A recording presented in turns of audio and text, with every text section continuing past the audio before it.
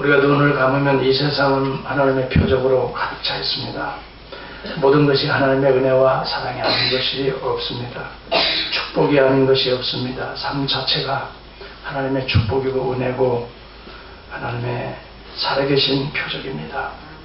얼마 전 우리 강장로님께서 로컬 TV에 나올 만큼 큰 교통사고를 당하였지만 그 다음에 나오셔서 감사한걸 하셨습니다. 믿음이 없는 사람 같으면 왜 하필 교회 나가는데 교통사고는 할 수 있느냐고 불평할 수 있겠지만 하나님 은혜에 감사합니다. 하나님을 깨닫게 되어서 감사합니다. 남은 생에 주를 위해 더욱 헌신하겠습니다. 생명을 살려주셔서 감사합니다. 주님께 감사를 드렸습니다. 사고의 현장 속에서도 고통과 아픔 속에서도 만물을 주관하시는 하나님의 손길을 알기 때문에 그것을 느끼기 때문에 우리는 어떤 환경에서도 하나님의 표적이라는 걸 알고 감사하는 것입니다. 여러분, 우리가 하나님을 만날 수 있다는 것, 하나님을 느낄 수 있다는 것, 또한 하나님의 음성을 들을 수 있다는 것이 축복 중에 축복인 것입니다.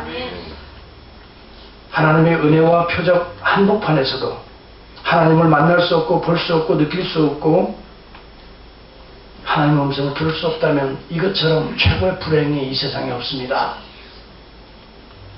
오늘 여기 바리새인들이 바로 그와 같습니다.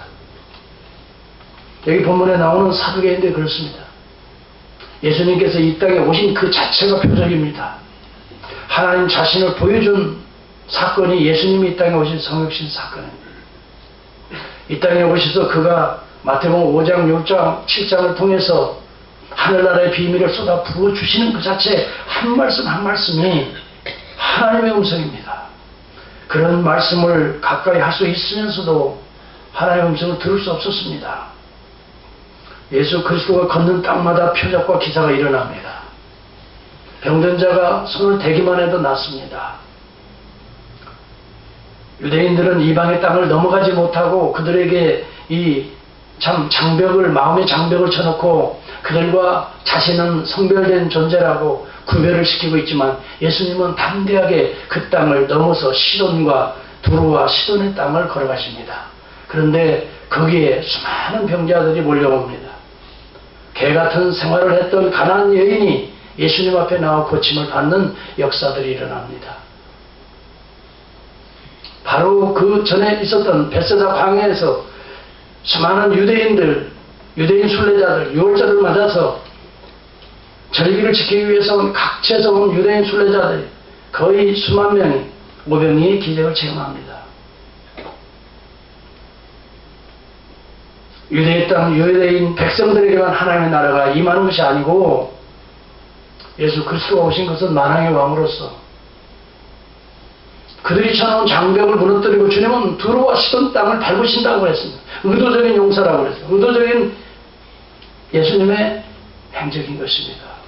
그냥 가다가 어쩌다가 이방 땅에 들어가시는 것이 아니라 따서 합시다. 사마리아를 가려 하는지라 의도성 있는 목적성 있는 주님의 발걸음 속에서 하나님의 나라는 유대 땅에서 점점 이방 땅으로 확장되는 것입니다. 수많은 사람들이 하나님 나라의 기적들을 보면서 메시아의 표적들을 맛보기 시작합니다. 그런데 여기 본문에 바리새인과 사두개인들이 와서 예수를 시험합니다. 은혜를 입는 자들이 있습니다. 축복을 누리는 자들이 있는데 시험하는 자들도 있습니다. 바리새인과 유대인, 당시에 경건하다고 하는 종교인들입니다. 하늘에서 오는 표적 보이기를 청합니다. 표적은 이미도 주님이 보여주셨습니다. 이 땅에 오신 자체가 표적입니다. 보면서도 보지 못하는 것이 소경 아니면 무엇입니까? 이것이 제일 불행한 삶이죠.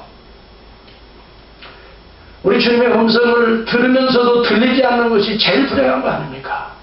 예배에 참여하여서도 하나님의 말씀을 선포하고 또 전하고 들으면서도 사람의 음성으로 듣는다든지 사람의 음성을 말한다면 이것처럼 불행이 어디 있습니까?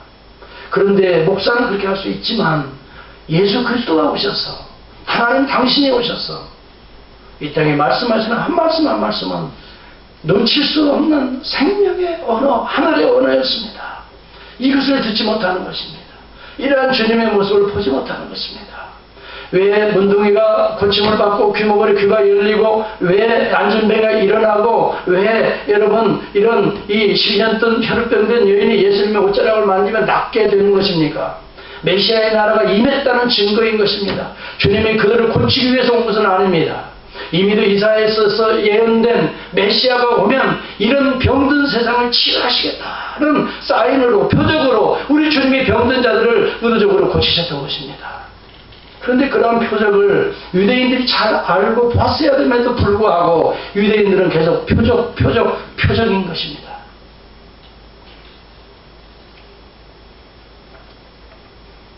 여러분 마태복음 14장에 이미도 예수님은 오병이의 기적을 베풀어 주셨습니다.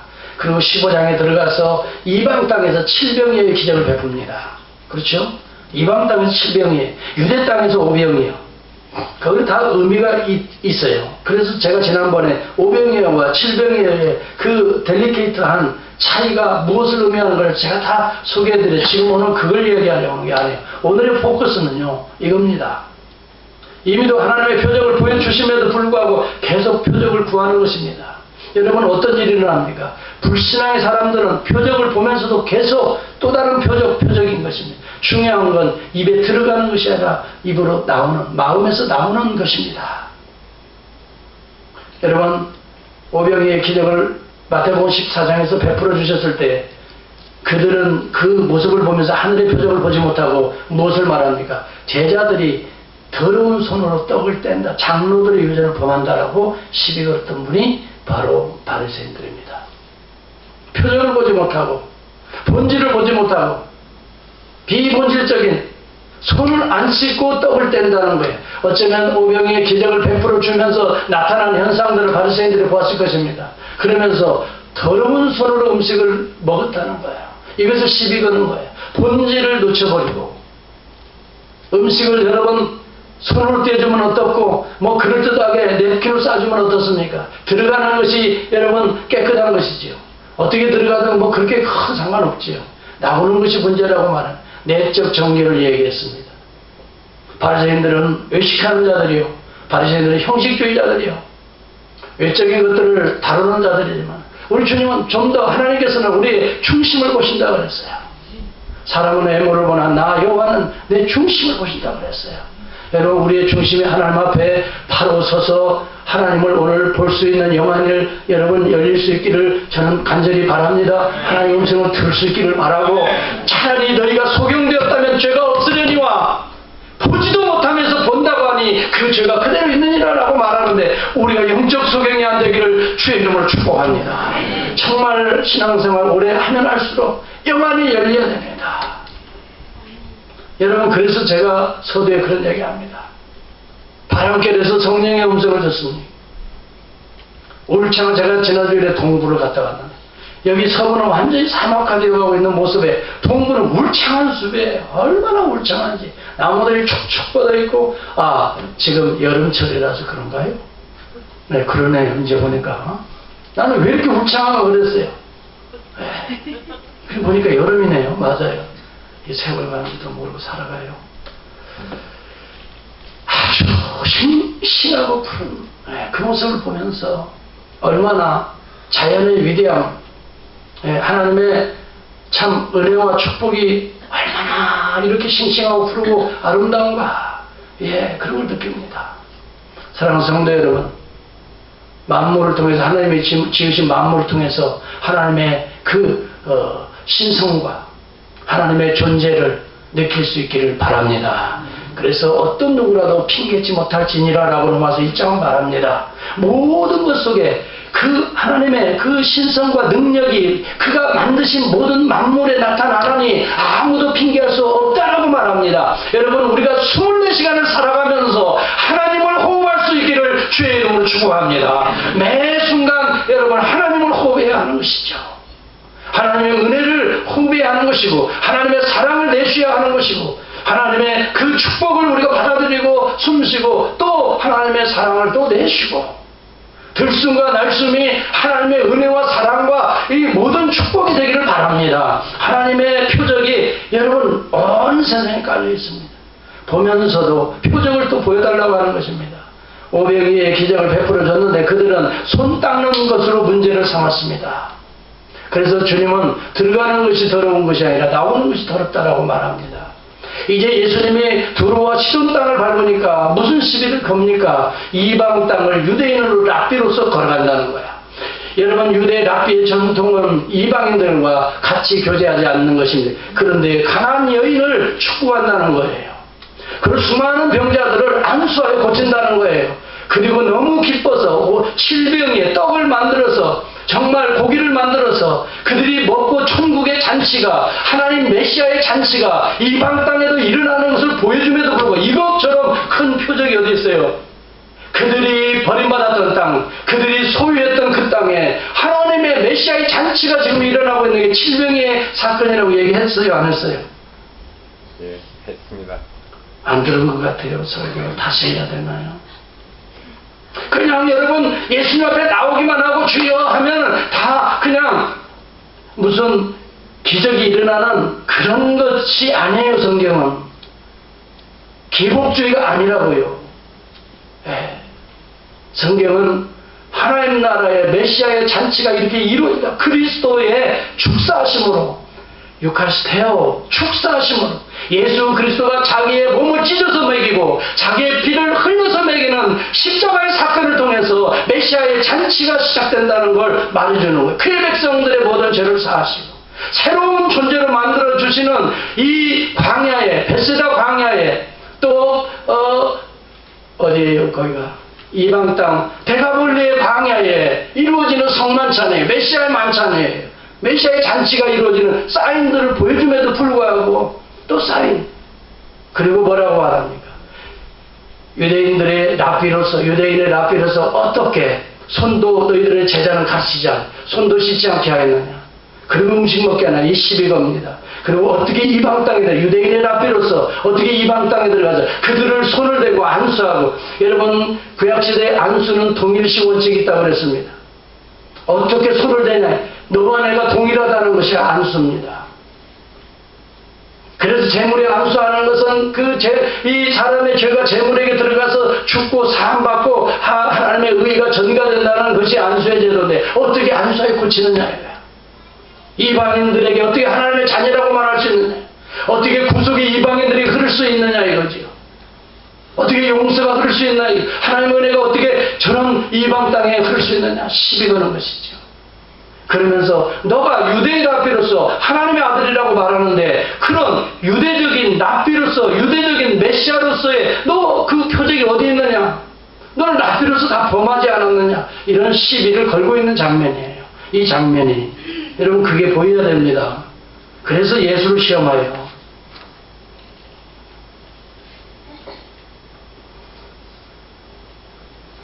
그런데 이러한 내용들에 대해서 해석을 주님이 요한복음 6장에 했어요. 요한복음 6장에서 그런 해석을 합니다. 단순히 배고파서 너희들 광야에서 오병이어 기적을 베풀어서 먹인 것이 아니다. 너희들은 지금 나에게 오는 것은 또 빵을 좀 만들어주세요, 또 무엇을 해주세요, 세상적인 먹는 썩는 양식을 위하여 왔지만 그러나 썩지 아니할 양식을 위해서 일하라. 그러면서 뭐라고 말합니까? 내가 곧 하늘로 내려온 떡이라, 산떡이라. 그래서 메시아닉 사인을 예수님 자신이 설명한 것이 요한복음 6장에 나옵니다. 내가 곧 생명의 떡이라. 너희 조상들은 광야에서 만나를 먹을 수도 죽었거니 이는 하늘에서 내려오는 떡이니 사람으로 하여금 먹고 죽지 아니하게 하는 것이라. 단순히 먹고 죽는 그런 양식을 너희가 구하러 오지만 나는 하늘로서 내려온 산떡이라. 사람이 이 떡을 먹으면 영생, 조회, 영생. 여러분 우리는 이 땅에 생명을 얻기 위해 살지만 영생하고 생명은 달라요. 단순히 이 세상에서 살아있는 존재로서의 생명이 아니라 영생이라는 단어는 영원히 하나님과 더불어 하나님 나라가 이 땅에 시작됐으면 그것이 끊어지지 않고 영원히 죽으나 사는 그런 하나님의 세계, 나라로 들어가는 거예요. 죽음이 없어요. 예수를 믿는 순간 어떤 의미에서 육체만 땅에 들어갈 뿐이지 영혼은 죽음이 없는 하나님의 세계로 그대로 들어가는 거예요. 그렇기 때문에 영생, 나를 먹어야, 예수를 먹어야, 내가 띄워주는 이 십자가에 내 살을 뜯어먹어야, 내가 흘려주는 이 보혈을 마셔야 너희 속에 영생이 있느니라. 나의 줄 떡은 곧 세상의 생명을 위한 내 살로. 예수께서 53절에 그러면 이르시되 진실로 진실로 너희에게 이르노니 인자의 살을 먹지 아니하고 인자의 피를 마시지 아니하면 너희 속에 생명이 없느니라. 이 표적을 해석하는 거예요. 그러면서 말합니다.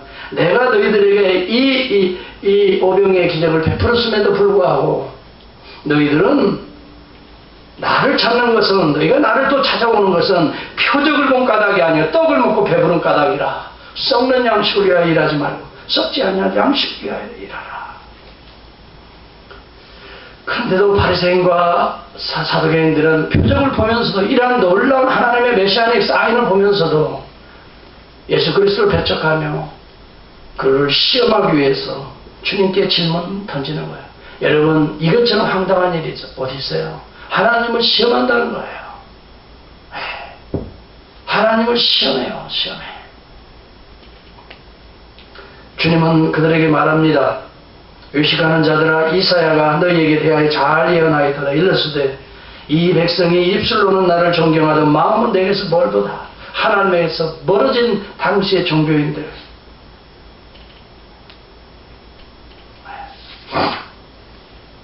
그러면서 말하기를, 우리 주님은 이런 이야기합니다. 예수께서 대답하여 가라사대 너희가 저녁에 하늘이 붉으면 날이 좋겠다 하고 아침에 하늘이 붉고 그리면 오늘은 날이 굳겠네 하나니 너희가 천기를 분별할 줄 알면서 시대의 표적은 어찌하여 분별하지 못하느냐. 세상을 그렇게 잘 보면서 날씨는 잘 예측하면서 그렇잖아요. 우리는 대부분 천문학자들 아니에요. 오늘도 날씨가 굳으면 오늘 좀 뭔가 굳겠네. 다 천문학자들이야. 여기 앉아있어요. 천둥이 치면 어떻게 알아요? 천문학자들 여러분 어떻게 알아요? 아, 비가 오겠네. 다 학자들이에요. 당시에 예수님 당시에도 천문학자들이 많았어요. 그래서 별의 움직임을 보고 예수님이 베들레헴까지 왔잖아요. 동방의 박사들이라고 말합니다. 마고이 박사들이라고 말합니다. 여러분, 이렇게 세상에 돌아가는 걸 잘 보는데 어찌하여 영적인 하나님 나라의 표적을 볼 수 없느냐 이 말이에요. 주님이. 여러분, 저는 그래요. 신앙생활을 하면요, 깊어지면요, 날마다 주님이 보여야 돼요. 주의 음성이 들려야 되는데 여러분 어떠십니까? 보고 듣고 계십니까? 잘 안 되지요? 저도 그러니까요. 저도 잘 안 돼요. 그런데요, 정말 우리가 엎드리고 진지하게 하나님 앞에 자신을 내려놓고 기도하고 말씀을 묵상하면요, 하나님의 나라가 보이고 들리고 그래요. 그래서 우리의 더러운 것, 추한 것을 보혈로 씻게 되고 또 새어지고. 그럼 우리가 지금 세상에 이러한 천문학자들이 세상 일을 너무 많이 알기 때문에 또 알려고 하기 때문에 사실은 표적을 알려고 하는 그런 시간과 진지한 시간들이 없기 때문에 표적을 여러분 못 보고 그저 세상적인 것은 잘 아는 그런 수준에 살아갈 수밖에 없어요. 그래서 오늘날 따라서 합니다. 소경을 인도하는도다. 이 시대가 그런 시대가 되어버리고 말았어요. 여러분, 세월호 사건을 보세요. 지금도 우리 송 교수님 이야기하는데 지금도 세월호에 지금 다 전 국민이 침수되어 있다는 거예요.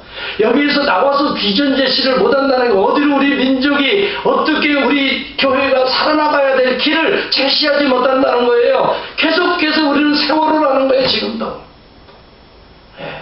여러분, 우리 교단이 지난 5월에 총회하면서 미주 교단에서는 최초로 세월호 선언문을 썼습니다. 여러분 봤어요? 안 봤어요? 예? 봤어요. 한 분 보셨네. 내가 게시판에다 붙여놓으면 좀 관심있게 좀 오다가다 좀 보세요. 우리 교단이 발표한 거예요. 그걸 제가 썼어요. 그래서 다 허락받고 그걸 썼어요. 저는 이것을 쓰면 준비하면서 엄청 기도를 했어요. 이런 모든 문제들이 어떤 누가복음의 말씀대로 여러분 실로암 망대가 무너져서 죽은 사람들의 죄악들이 그들이 더 커서 죄악들이 그래서 실로암 망대가 무너진 것이 아니에요. 실로암 망대가 무너진 건 상당히 상징적인 게 있어요. 로마가 이스라엘을 감시하기 위한 거예요. 그리고 종교인들의 위선적인 망대일 수도 있어요. 모든 것이 무너지는 거예요. 그걸 통해서 어느 개인이 거기서 일하다가 죽은 그 사람들의 죄가 아니라 우리도 회개하지 아니하면 이와 같이 망하리라. 이것을 말해준 게 실로암 망대의 사건에 대한 주님의 해석이었어요. 오늘 여러분 세월호 사건이 단순한 어떤 유병인의 문제가 아니에요. 우리 민족의 모습을 보여주고 우리 교회 조국 교회의 모습을 보여주고 오늘의 목회자들의 모습을 보여주고 있고 여러분 정치인들의 오늘 백성들의 모습을 보여주고 있는 급성장을 추구한 그러면서도 하나님의 말씀에 입각한 한 걸음 한 걸음을 뛰어오지 못한 우리의 보폭이 너무 길어서 찢어져 버린 무너져 버린 우리 종교의 모습을 그대로 보여주는 거야. 그래서 우리 모두의 책임이기 때문에 특별히 우리 교회의 책임이고 지도자들의 책임이기 때문에 우리는 정말 죄를 무릅쓰고 이번 기회를 통해서 우리가 애적인 성장주의를 추구하다가 놓쳐버린 하나님의 영성과 하나님의 말씀을 다시 회복해야 우리 민족이 살 길이 있다. 또 위정자들 뿐만이 아니라 나라를 책임진 자들도 하나님 앞에 의로운 공의와 정직하게 행해서 우리 민족이 다시 일어서야 된다는 그것을 선언한 내용들이 바로 선언문이었어요. 여러분, 우리는 이 시대에 일어나는 모든 일들을 통해서 하나님의 손길을 볼 수 있다면 이것은 축복이다 하는 것이죠. 아멘입니까? 네. 우리 주님은 바리새인들의 그 모습을 보고 말합니다. 표적을 보여줌에도 불구하고 계속 표적을 이야기합니다. 엉뚱한 기적을 이야기합니다. 그냥 두어라. 저희는 소경이 되어 소경을 인도하는 자다. 만일 소경이 소경을 인도하면 둘이 다 구덩이에 빠지는 것이라. 네.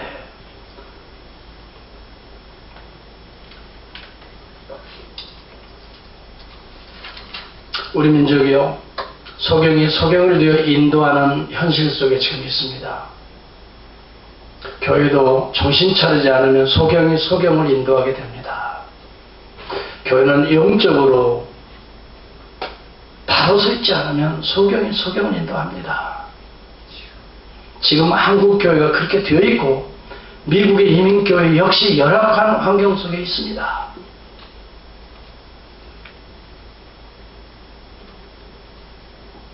정말 신앙에 바로 서서 이 시대를 바로 보고 바르게 표적을 이해하고 하나님의 나라를 세워나가지 않으면 우리 모두에게도 소망이 없습니다.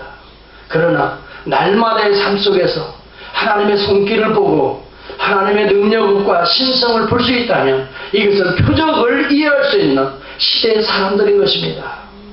여러분, 과학자들이 이 시대의 표적을 봐야 됩니다. 하나님의 손길을 가장 가깝게 여러분 접할 수 있는 사람들이 과학자들입니다.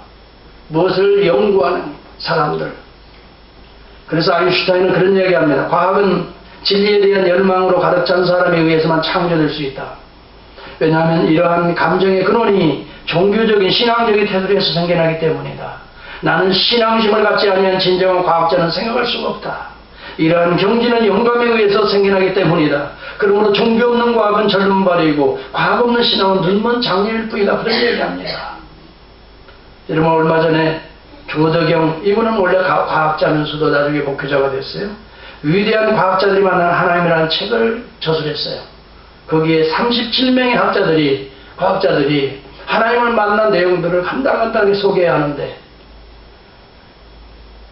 제가 한번 소개해드릴게요. 천재 과학자로 일컬어지는 레오나르도 다빈치 있습니다. 비행기와 잠수함을 설계한 사람입니다. 하나님을 만난 사람입니다. 1473년에서 이후에 지동설을 최초로 주장했던 코페르니쿠스, 하나님을 만난 사람입니다. 하나님의 손길을 만난 사람입니다. 케플러의 그 이후에도 그래도 지구는 돈다 유명한 발언을 했지요. 갈릴레오, 하나님을 만난 사람입니다. 케플러의 법칙을 발견한 케플러, 파스칼의 법칙을 발견한 파스칼, 보일의 법칙을 발견한 로버트 보일, 만유인력의 법칙을 발견한 뉴턴은 성경 연구가로 알려져 있습니다.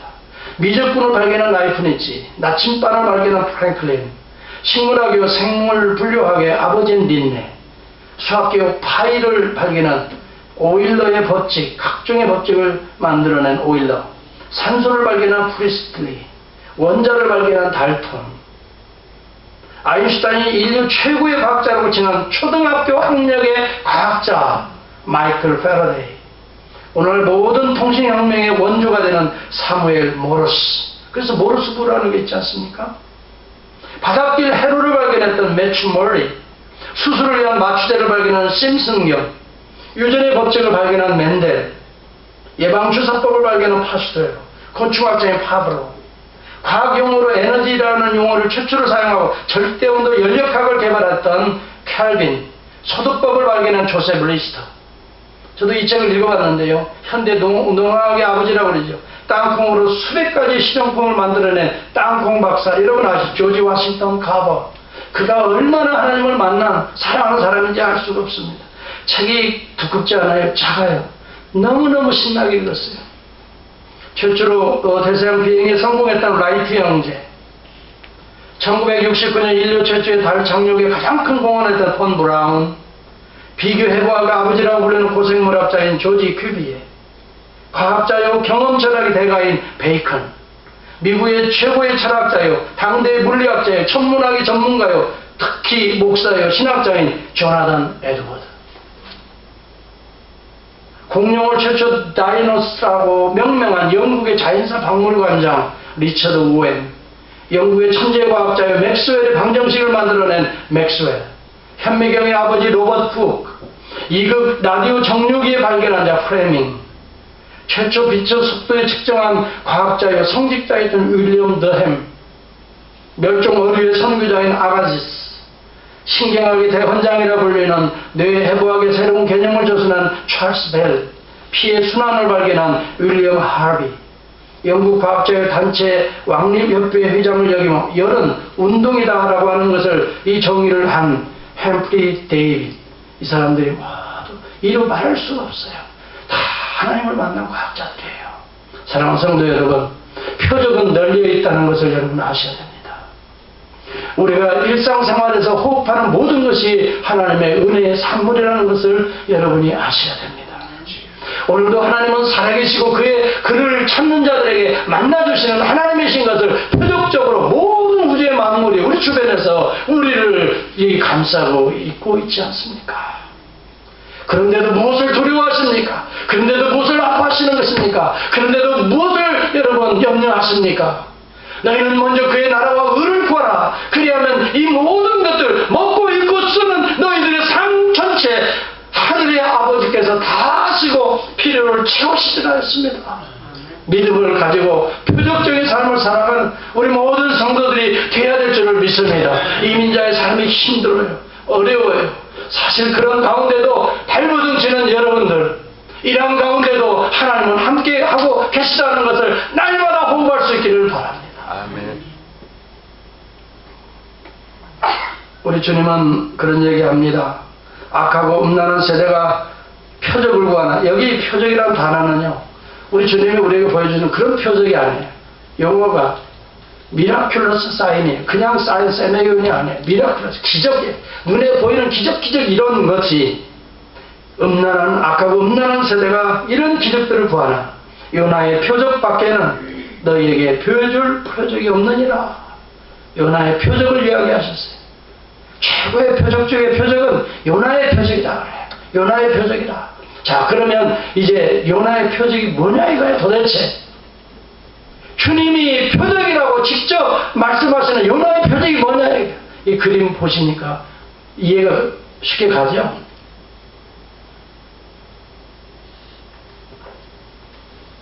저 큰 물고기 속에 요나가 들어가 있잖아요. 그래서 살았잖아요. 저게 회개 많이 했어요. 3일간 회개해가지고 청자들이 다 뜯어져서 유경련이 저 물고기에 일어나가지고 토했어요. 사흘 만에. 그래가지고 육지에 나왔잖아요. 그러니까 우리가 하여튼 배 타고 가더라도 우리 누가 잡혀 먹어도 회개 많이 하시면 다 후회낸다 봐요. 그거 얘기해 주는 게 그림이 아니에요. 저게.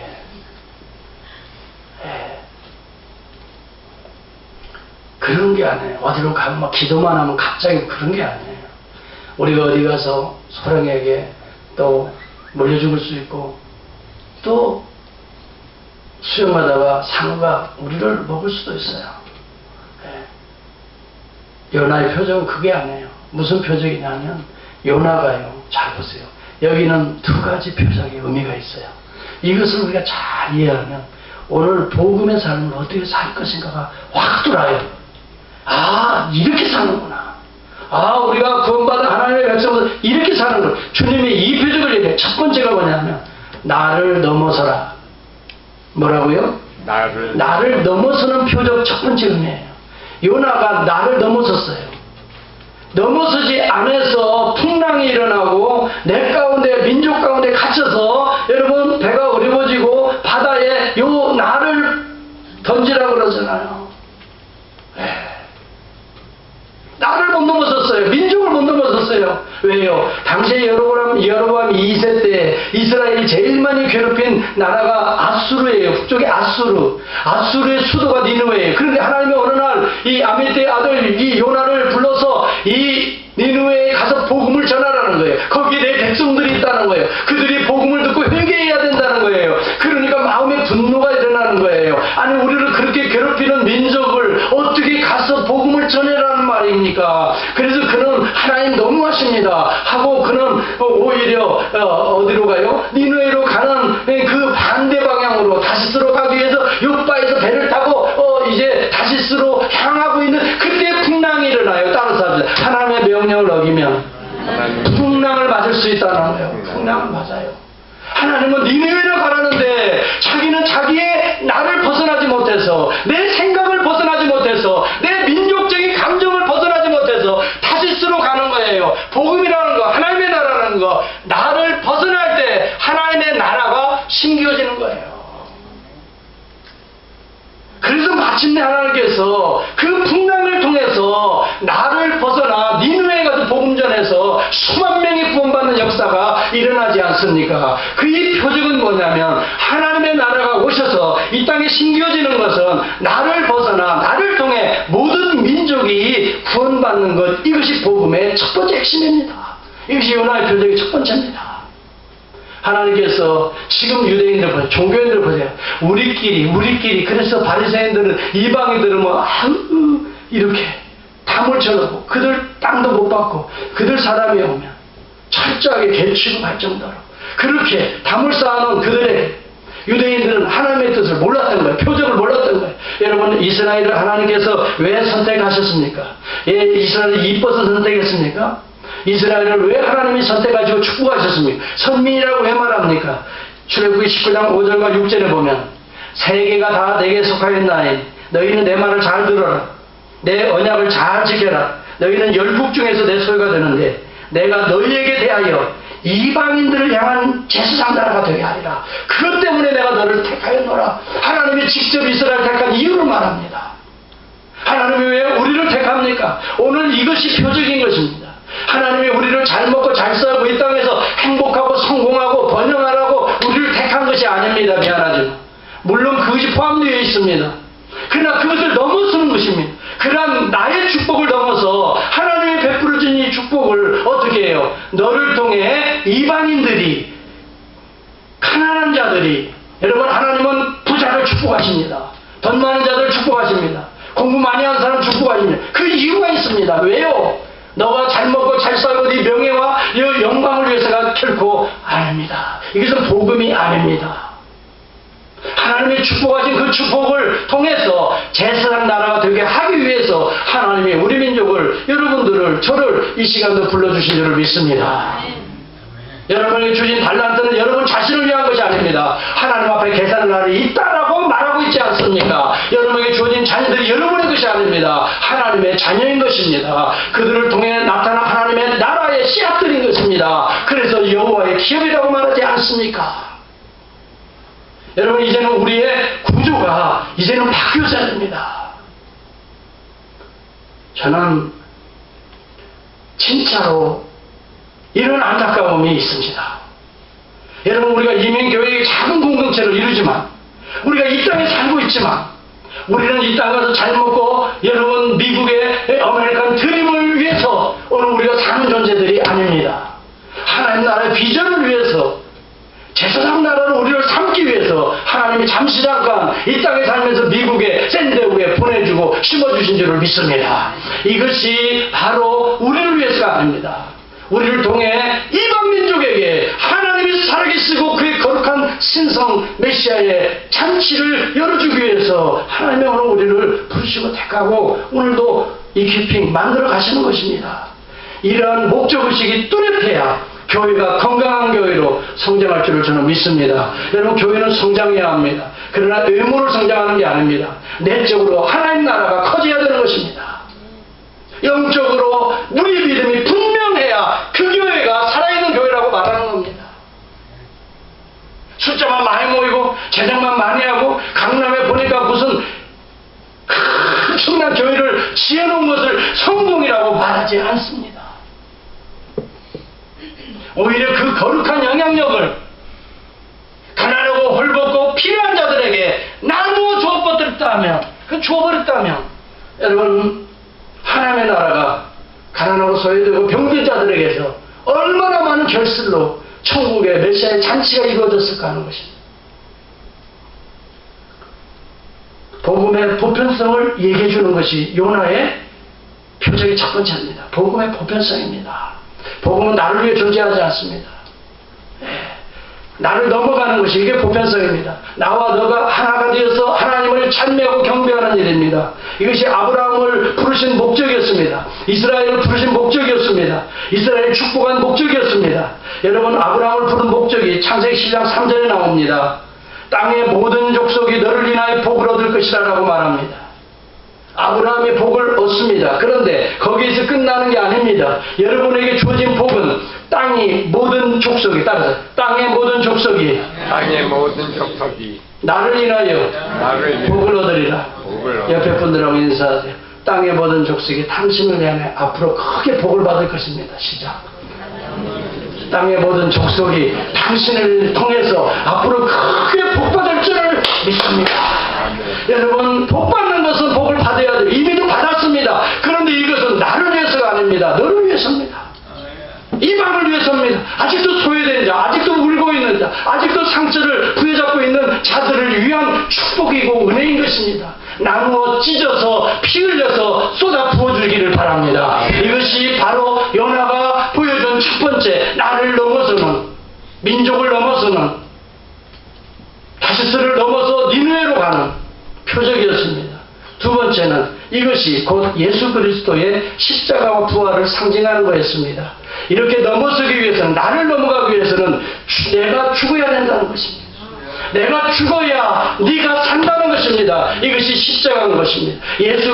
예수가 죽는 이유는 여러분, 우리의 죄 때문에 예수가 죽는 겁니다. 내가 죽어야 되는데 나 다신 죄 없는 예수가 오셔서 죽으셔야, 그래야 죄에 대한 삭스를 갚으시고 새로운 부활의 새 생명으로 하나님 나라가 심이어지기 때문에 요나는 그래서 회개했습니다. 자기의 죄를 3일 동안 회개했습니다. 그때 하나님께서 다시 살려주신 것처럼 오늘 모든 백성의 죄를 내가 대수 지시고 십자가에 지고 죽을 것임을 사실 요나의 표적을 통해 가르쳐주고 있는 겁니다.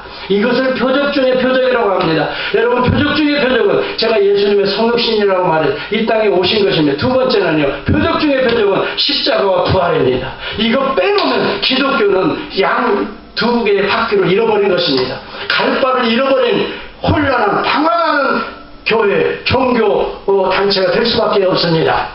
여러분, 우리는 알아야 됩니다. 죽지 않으면 살지 않습니다. 여러분, 죽어야 삽니다. 가정도 마찬가지입니다. 교회도 마찬가지입니다. 내 민족적인 감정이 죽어야, 그래서 여러분 뱃속에 들어가 죽은 거 아닙니까? 사실은 저 요나가 저 속에서 죽은 겁니다. 회개하는 건 죽는 것입니다. 내가 내 속에 갇혔다는 걸 회개하는 것입니다. 그래야 주님은 살게 하시는 것입니다. 이것이 여러분 단순하게 민족적인 감정이 아닙니다. 개인 감정일 수도 있습니다. 사랑하는 성도 여러분, 우리와 우리의 관계 속에서 부활의 하나님의 메시아의 잔치는 어떻게 이루어집니까? 표적은 무엇입니까? 따라서 내가 죽어야 너도 살고 나도 산다. 여러분, 그런데 내가 죽지 않으려고 하니까, 이것을 계속 붙들고 있으니까 나도 죽고 너도 죽는 것입니다. 오늘 세월호가 바로 그것인 것입니다. 이것을 악하고 음란한 시대라고 말하는 것입니다. 여기 성경에 음란하다는 것은 단순히 우리가 성적인 말을 하는 게 아닙니다. 하나님의 말씀을 듣지 않는 불순종을 음란한 것이라고 표현합니다. 그리고 자기의 이 세상적인 우상들을 섬기는 것을 음란하다고 표현했습니다. 오늘 우리 교회가 여러분의 심령이 음란하지 않기를 바랍니다. 경건한 하나님의 나라가 되기를 축복합니다. 그러려면 하나님의 말씀이 우리 안에 성령으로 통치받아야 될 줄을 믿습니다. 그럴 때 우리 안에서 요나의 표적이 하나님의 영광으로 나타날 줄을 믿습니다. 오늘 그러한 믿음으로 우리 교회가 새롭게 되어지고 저와 여러분이 새롭게 되어질 수 있다면 우리 교회는 소망이 있습니다. 여러분들이 기도할 때 응답이 쉽게 될 것입니다. 하나님께서 여러분을 통해서 반드시 사람 살리는 일에 여러분들을 사용하실 것입니다. 오늘 요나의 표적이 우리의 삶에 자연스럽게 나타날 수 있는 축복된 저와 여러분 우리 교회가 꼭 되시기를 주의 이름으로 축복합니다. 기도하겠습니다.